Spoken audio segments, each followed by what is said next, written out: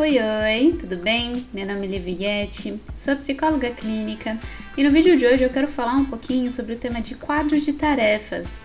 É um tema que eu trabalho bastante com os meus pacientes, mas que cada paciente vai trazer uma questão em volta a esse tema, então acaba sendo muito personalizado. Mas aqui eu vou querer tentar trazer algumas dicas do que é o quadro de tarefas e como que ele pode talvez ajudar na sua vida, mas lembrando aqui que é uma pincelada e se algumas coisas não fizerem sentido ou não couberem ali nas suas questões, precisa ser pensado um pouco mais personalizadamente, tá bom? Se você já vem me acompanhando, muito obrigada!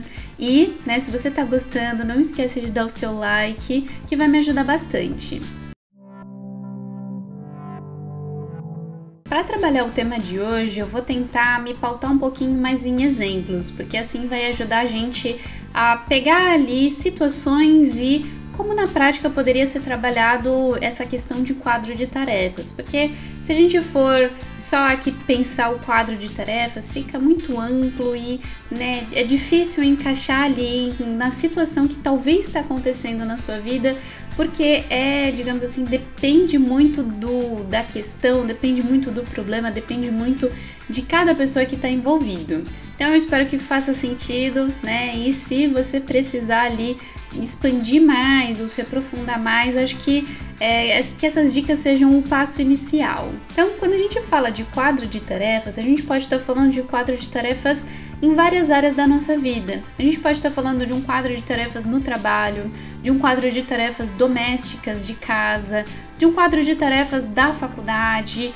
Então, depende muito ali da sua necessidade. Geralmente, o quadro de tarefas ele vai estar muito mais associado à criança ou adolescente, E ele está presente ali, não sei se você já ouviu falar, na Super Nanny.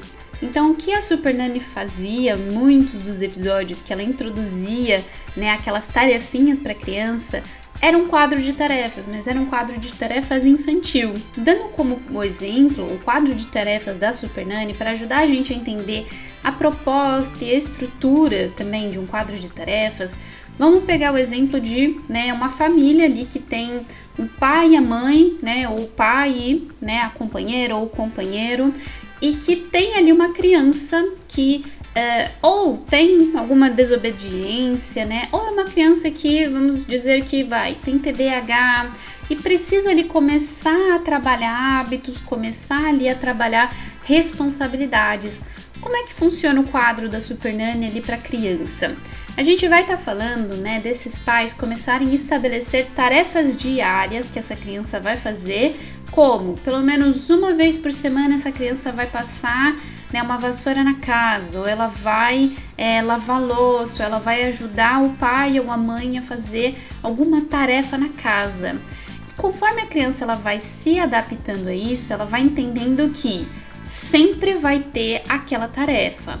Algumas tarefas são arrumar os próprios brinquedos, arrumar o material escolar, tomar banho, escovar os dentes.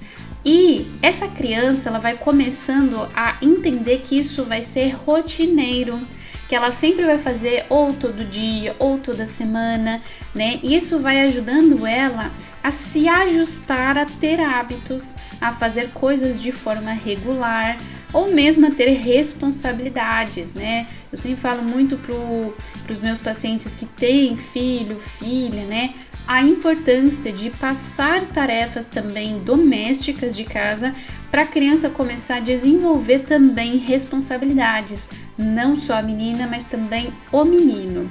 E no quadrinho da Super Nanny a gente vai falar que cada coisa que essa criança fizer vai somar ali uma pontuação ou vai ser uma quantidade de coisas que ela conseguiu fazer e ganhou ponto por isso. E a gente fala da recompensa, que conforme a criança for obediente, ela fazer tudo ali que foi estabelecido no quadrinho, ela vai ganhar alguma recompensa, seja ali um passeio, um sorvete ou alguma coisa específica que ela queira. Pode ser usado também o incentivo monetário, Então existe uma discussão muito grande, uma polêmica muito grande sobre não monetizar situações assim, porque pode causar um efeito negativo na criança. mas a minha opinião como psicóloga nesse sentido é que a monetização, o uso de uma recompensa em dinheiro é bom sim, porque nós vivemos em um mundo em que, né, o dinheiro é importante e ajuda já a criança a aprender a ter uma relação saudável com o dinheiro. Então não é só de dar o dinheiro para a criança, mas é falar, você está ganhando esse dinheirinho, mas o que você vai fazer com esse dinheirinho?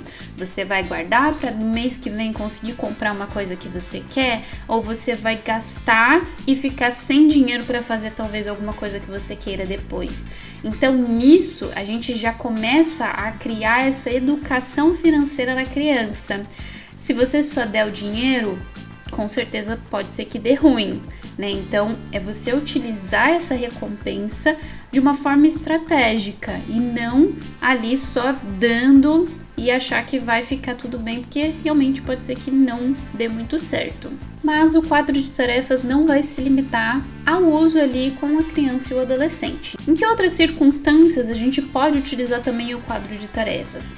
Então, uma outra utilização que eu também trabalho bastante com os meus pacientes na clínica é utilizar o quadro de tarefas para ajudar a gente a se organizar quanto às tarefas domésticas que a gente tem na nossa casa. Essa opção ela pode ser usada tanto para eu me organizar, sendo que eu moro sozinha ou eu moro com outras pessoas, mas eu quero me organizar quanto às minhas tarefas, ou, né, ali quando a pessoa vive num ambiente com outras pessoas e precisa se organizar junto com essas pessoas. Se a gente for pensar esse último caso, vai ser mais complexo, porque a gente precisa que todo mundo participe, tá? Mas não adianta falar, não, então se todo mundo tem que participar, então eu nem vou tentar. Se você não tentar, se você não começar por você, realmente a situação não vai mudar e não vai adiantar nada. Então, às vezes, por mais que a outra pessoa não esteja ali tão participativo, você pode tentar. Não adianta a gente só ficar criando empecilho, tenta e depois vê se funciona ou não. Então, nesse exemplo, o que eu mais trago para os meus pacientes às vezes algum paciente me traz uma queixa de TDAH, então, Lívia, eu me perco muito nas minhas tarefas. Eu começo a fazer uma coisa, daqui a pouco eu vou fazer outra, daqui a pouco eu vou fazer outra, daqui a pouco eu esqueci, não fiz nada. Ou, né, aquele paciente que fala, eu procrastino muito, aí eu sei que tem que fazer as coisas em casa, mas eu fico procrastinando, e aí eu não faço nada do que eu tenho que fazer, e aí eu fico me culpando, eu fico me sentindo mal, porque aí eu não fiz nada do que eu tinha que fazer. Então, nessas situações, como é que eu trabalho isso com os meus pacientes? A importância de fazer esse quadro de tarefinhas. Por quê? Primeiro, é importante para o TDAH a gente ter algo concreto. Então, sair da cabeça, da gente ficar pensando nas coisas que a gente tem que fazer e ter ali ele anotado no concreto para a gente poder organizar o que precisa ser feito. Porque se a gente fica só pensando, isso sobrecarrega a nossa cabeça.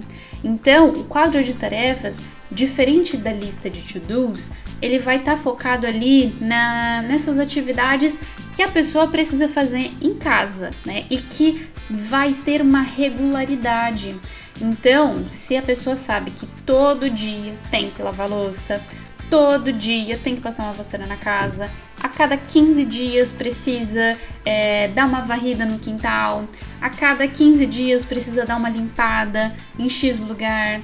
Então, a ideia do quadro de tarefas é ele ter um quadro para ajudar ele a sempre saber visualmente as tarefas que ele vai precisar fazer. Nessa situação, o que eu sugiro para os meus pacientes é fazer um quadro de tarefas. Como é que eles podem fazer esse quadro de tarefas? Eles podem começar do jeito mais simples, que é realmente pegando uma folha de papel e escrevendo todas as tarefas, todas as atividades que eles precisam fazer, desde precisa pôr a roupa para lavar, estender a roupa, né? Precisa limpar a casa, precisa arrumar o armário, precisa arrumar as gavetas, precisa arrumar a estante. E eles colocarem todas essas atividades que eles têm dificuldade para fazer no dia a dia e que eles procrastinam muito. Começar a estabelecer, mas isso daqui é diário, isso daqui é quinzenal, isso daqui é mensal, e deixar exposto em um lugar que eles vão ver rotineiramente. e começar a organizar ali na semana quando que eles podem fazer isso, mas não pegar um dia e fazer tudo, porque às vezes fica muito pesado, e sim tentar quebrar de, hoje eu vou, né, arrumar o armário, ok, mas hoje, né, tem diariamente para lavar louça, e eles irem colocando lá o que já foi feito e o que não foi feito. Então, o que é diário, né, vai precisar ser alguma coisa ali que dá pra gente anotar e depois apagar, ou colocar alguma coisinha ali que gruda. Se você usar a geladeira, você pode usar alguma coisinha assim pra marcar que você fez aquilo hoje, o que tá faltando você fazer. Porque isso ajuda a gente a ter uma ideia, né, do que vai ter que ser feito e o que já foi feito e o que não foi feito. E ao final desse processo, a ideia também é a gente estabelecer uma recompensa. Nossa, mas eu sou adulto, eu vou estabelecer uma recompensa para mim mesmo? Você vai estabelecer uma recompensa para você mesmo. Por quê? Quando a gente precisa fazer alguma coisa que a gente não gosta ou não quer, a motivação ela não vai vir. Como é que a gente pode tornar, né, possível motivação para a gente fazer uma coisa que a gente não gosta ou não quer?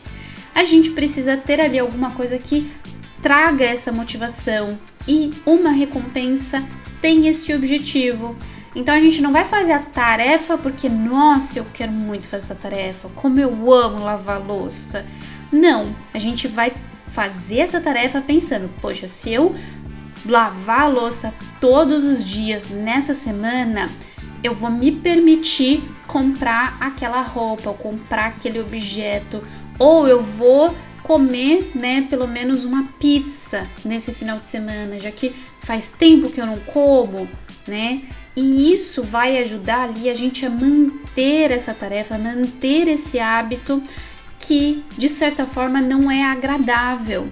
E com o passar do tempo, a ideia é que provavelmente você vai se acostumar e talvez a recompensa nem vai ser necessária, mas pode continuar mantendo a recompensa, porque a recompensa sempre é bom também, pra gente se motivar e reforçar o nosso comportamento de fazer esse hábito. E o exemplo de quadro de tarefas que acaba sendo mais complicado é quando entra ali na questão familiar, né? Familiar ou de convívio com outras pessoas, no sentido de, mas eu faço as coisas, mas o meu irmão não faz. Eu faço as coisas, mas meu filho não faz. Ou, eu faço as coisas, mas o meu marido ou minha esposa não faz. Então, nessa questão fica realmente um pouco complexo, no sentido de, Lívia, eu não moro sozinha. Então, eu vou ter que lavar a louça todos os dias? Não é justo. Ou eu vou ter que limpar a casa todos os dias? Mas e o meu marido? E o meu filho? E a minha filha? E o meu irmão? Né? E a minha irmã? Né, que não faz nada, então só eu vou fazer tudo na casa? Aí já entra esse complicador, sim, que é mais difícil. Por quê? Porque a gente não tem poder sobre os outros. Porém, o convívio significa que eles estão ali naquele ambiente, mas não estão contribuindo para que esse ambiente fique legal, fique limpo, fique saudável para todo mundo conviver de um jeito harmonioso nele. E realmente acaba sendo algo estressante, pesado, complicado para se trabalhar, tá? Então, se um paciente me traz uma questão dessa, a gente vai precisar trabalhar muitas coisas. Primeiro, trabalhar todos esses sentimentos, todas as questões que o paciente passa, que estressam ele, chateiam ele, fazem ele sentir raiva, fazem ele sentir mal, e como que ele pode lidar melhor com essas situações. Depois, a gente tem que pensar ali a questão familiar. Poxa, será que tá faltando comunicação? Será que a forma que esses integrantes dessa família estão se comunicando é o que está sendo o que está atrapalhando deles terem um convívio em que ambos cooperam para esse ambiente ser mais harmonioso, ser mais saudável para os dois? Ou não? Realmente ali é uma pessoa que não quer contribuir, que fala assim que, não, você é a mulher, você tem que fazer tudo na casa, o homem não faz nada, né? Aí tem que ser repensado essa relação. E, não, é um irmão. Eu moro com meu irmão não faz nada. Vai ter que ser ali pensado o que dá pra gente esperar dessa pessoa, o que não dá pra gente esperar dessa pessoa. E o quanto o quadro de tarefas vai ter que contar mais com a própria pessoa e não com as pessoas que estão no convívio, né? Agora, se a gente estiver falando de uma família, né, que é mais participativa, a gente pode já tentar ali fazer um esquema de senta com a sua família, traz para sua família o quanto que tá te incomodando tudo isso, estabelece as tarefas, o que cada um pode fazer, o que cada um se sente confortável fazendo, desconfortável fazendo, e faz o quadrinho com todo mundo, em que todo mundo também vai receber alguma recompensa, né? Entender ali se todo mundo concorda com aquilo. Se alguém não concorda, tudo bem, pode discordar. E aí quem concorda vai fazendo ali, né? E aí essa outra pessoa, ela vai ali compensar do jeito dela, né? Fazendo do jeito que ela entende ou do jeito que ela quer fazer as coisas. Às vezes não dá pra gente juntar todo mundo e tá tudo bem. O importante é começar de algum lugar, mesmo sozinho ou, né, com a participação de 1 ou 2 integrantes da família, tá? No pior dos casos, é mandar essa família para terapia, tá? Ou a terapia familiar, ou se for um casal, ali para terapia de casal. Então, realmente, quando a gente fala de convívio com outras pessoas, vai ser complexo, vai ser difícil e às vezes a gente não vai conseguir solucionar isso, não vai conseguir resolver isso. E aí o objetivo fica ali a gente tentar tornar menos pior, tá?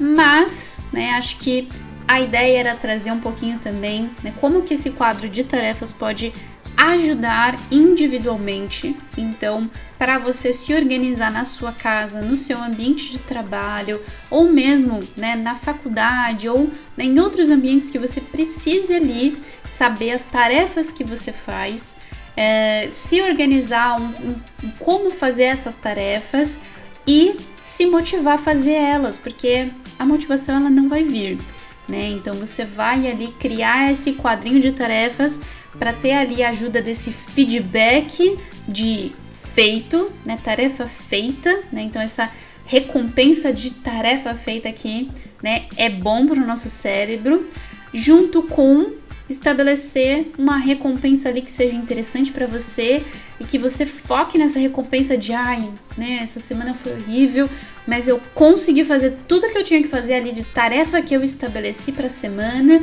para o dia, para a semana, e aí minha recompensa vai ser, né, aquela coisa, aquele livro que eu queria comprar, ou aquela caneta, aquele objeto que eu queria comprar, aquele filme que eu queria comprar, ou comida, hambúrguer, pizza, né? Porque vai fazer diferença, vai ser importante. Então, era isso. Eu espero que ajude algumas das dicas que eu dei aqui. Não dá pra gente exaustar esse tema, porque é um tema muito complexo, depende muito das circunstâncias. Mas, se tiver feito sentido, espero que tenha gostado, espero que te ajude. E, né, a gente se vê nos próximos vídeos e nas próximas questões ou dicas. Muito obrigada, até a próxima. Tchau, tchau. Beijos, até!